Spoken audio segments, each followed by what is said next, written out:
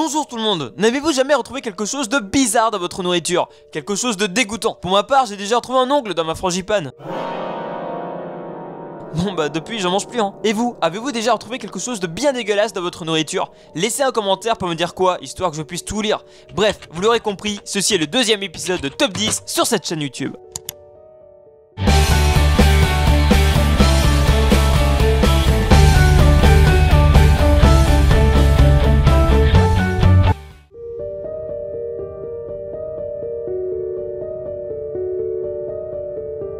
Vous êtes gérant d'un restaurant très étoilé et vous en avez marre de cris ou encore énervement à cause d'un match de foot. Alors faites comme le chef du restaurant Coogee Bay en Australie. Celui-ci, après s'être plaint du bruit durant un match de foot, leur a offert une glace avec des excréments à l'intérieur pour se venger et pour calmer le client. Je pense entre nous qu'il n'aurait peut-être pas dû, car après que la famille eut porté plainte, le chef dut payer la maudite somme d'1 million de dollars de dédommagement. Bon, vous pouvez tout de même essayer de faire pareil avec votre petite sœur si elle vous les brise. À son âge, cela m'étonnerait qu'elle porte plainte, donc profitez-en, avant bien sûr qu'elle ne grandisse.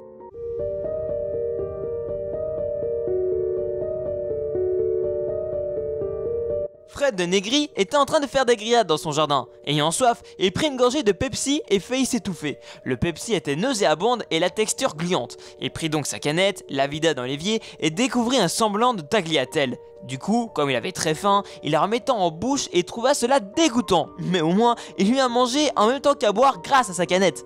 Bon, non d'accord, il fit tout le contraire en vrai. Malgré les secousses persistantes, l'objet inconnu restait à l'intérieur. Dégoûté de ne pas pouvoir la prendre et la manger, de voir ce que c'était, il appela le centre de contrôle anti-poison. La canette fut donc envoyée dans un laboratoire pour que les experts puissent identifier la substance gluante. Il reçut alors par la suite une copie complète d'un rapport rédigé où il fut inscrit que la matière inconnue était soit une grenouille, soit un crapaud. Bref, si vous étiez en train de boire durant cette vidéo, j'espère que cela ne fait que vous encourager à finir votre boisson.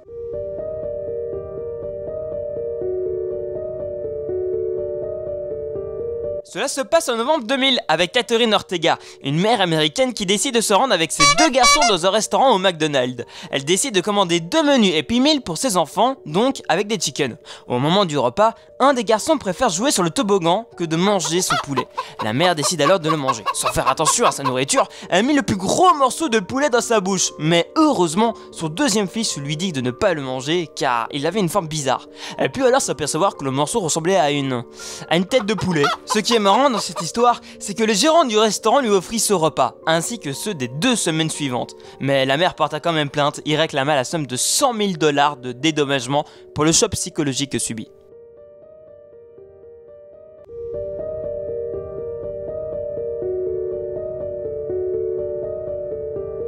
Rappelez-vous, au début de cet épisode, je vous parlais d'un ongle retrouvé dans ma frangipane. Il semble que c'était plus ou moins pareil pour Sophie Mansour, une étudiante de 20 ans qui était en train de déguster des pizzas tout en regardant un film avec ses colocataires quand elle entendit un craquement dans sa bouche. Elle en retirera un ongle jauni qui était cuit dans la croûte. Nous pourrions nous dire, oh la pauvre fille. Mais écoutez la suite que je trouve personnellement super dégueulasse de sa part. Scandalisée, l'étudiante offra le reste de la pizza à une amie qui était plus qu'heureuse de la terminer. Putain mais la salope quoi. Une fois celle-ci terminée, Sophie contacta le service de livraison du restaurant pour obtenir une pizza gratuite.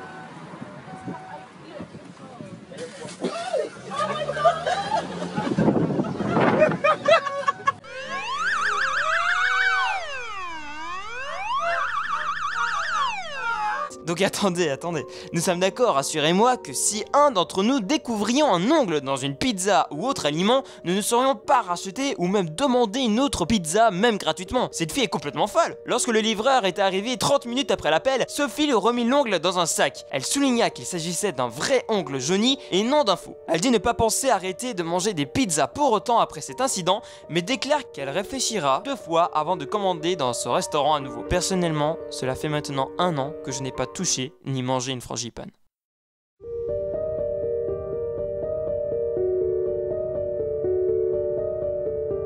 Cela est arrivé en 2002, avec une femme qui était en train de déguster un ragoût de palourde dans un restaurant se situant en Californie, quand elle tomba soudain sur quelque chose de caoutchouc. Au début, elle dit avoir pensé qu'il s'agissait d'un morceau de calamar, mais ce n'est que quand elle cracha dans une serviette qu'elle s'est aperçue qu'il s'agissait d'un préservatif. Elle se plaignit immédiatement au gérant, qui lui reprit le préservatif. Ouais, peut-être avait-il l'espoir qu'il ne fût pas utilisé pour pouvoir s'en servir à son tour. Ben quoi, on peut faire des économies avec tout, non? Bref, elle porta plainte contre le restaurant et eut gain de cause. Le gérant essaya de faire pareil contre le fournisseur de soupe de Palourde, mais malheureusement pour lui, ce fut sans succès.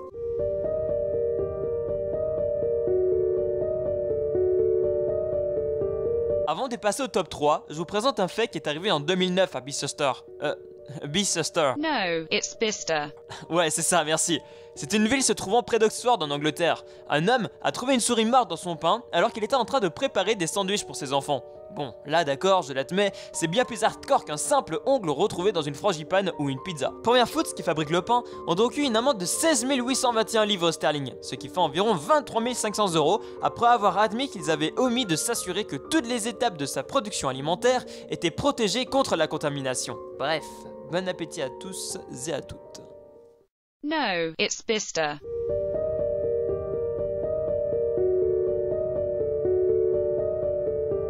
Nous arrivons donc à présent à notre fameux top 3. J'ai l'honneur de décerner cette place à Jared Smith, qui est un Australien de 22 ans. En ouvrant une boîte de céréales, il remarqua que celle-ci contenait, attention, écoutez bien, un python diamant de 2 mètres. Je vous mets la vidéo en arrière-plan, car Jared a voulu filmer ce moment inoubliable avant d'appeler le service de protection de la faune, où ceux-ci envoyaient un membre pour capturer la créature avant de la remettre dans la brousse locale. Bon, nous sommes d'accord que les petites surprises dans les boîtes de céréales nous faisaient plaisir étant petits. Bon, d'accord, toujours maintenant d'ailleurs. Mais bon, un python me semble légèrement abusé quand même. Chose à part, vous vous rappelez des petites épées laser dans les boîtes de céréales? Pour moi, c'était le meilleur gadget qu'il y a eu dans les boîtes de céréales de toute ma vie. Ah là là, souvenir quand on nous tient.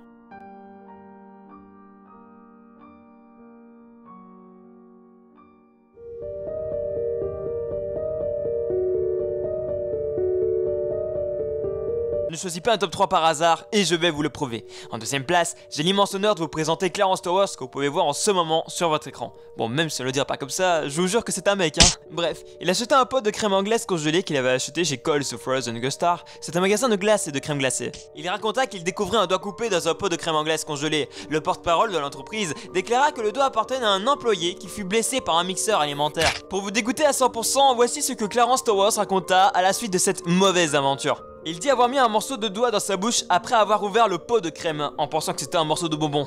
Il raconta avoir recraché l'objet et dit « Oh mon dieu, ce n'est pas de la rigolade !» Ah mais il est sérieux là. Il se rendit ensuite à la cuisine, rinçait l'objet et quand il se rendit compte que c'était un doigt humain, il se mit à crier « Un truc de fou, mais c'est répugnant !» Je vous jure ne rien inventer, c'est ce qu'il dit avoir dit, enfin du moins c'est ce qui est écrit dans l'article. Le propriétaire du magasin Coles Frozen Gustar déclara que l'employé de 23 ans qui avait perdu son doigt avait fait tomber un seau alors qu'il travaillait sur une machine. Il avait alors tenté de rattraper le seau quand l'accident se produisit. Alors que plusieurs employés essayaient d'aider le blessé, un autre avait versé la crème qui contenait le bout de doigt dans le pot sans savoir ce qui s'était passé. Ce que je ne comprends pas trop, c'est le mec qui a perdu son doigt. Pourquoi n'a-t-il pas tout fait pour le retrouver, pour peut-être le recoudre par la suite?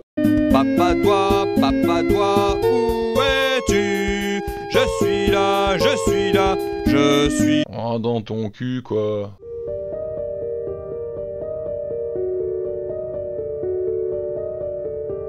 Bon, nous nous retrouvons donc pour ce numéro 1. J'espère que vous avez aimé cette vidéo. Si c'est le cas, n'oubliez pas de laisser un petit j'aime car beaucoup oublient alors que ça motive à fond de continuer un tel projet sur la chaîne. Bref, ne vous inquiétez pas, je n'oublie pas le top 1. Et ce prix revient à John Agnesini, un homme de 27 ans habitant à New York aux États-Unis. Lui porta directement plainte et avec raison contre le restaurant Subway local après avoir fait la découverte d'un couteau dans son pain. On dit qu'il est allé voir un médecin quelques heures plus tard, probablement à cause d'une intoxication alimentaire due au couteau qui était sans doute très sale. L'air de rien, ça aurait pu lui couper la langue et le tuer, donc c'est un truc de fou. Et donc voilà pourquoi il se retrouve numéro 1.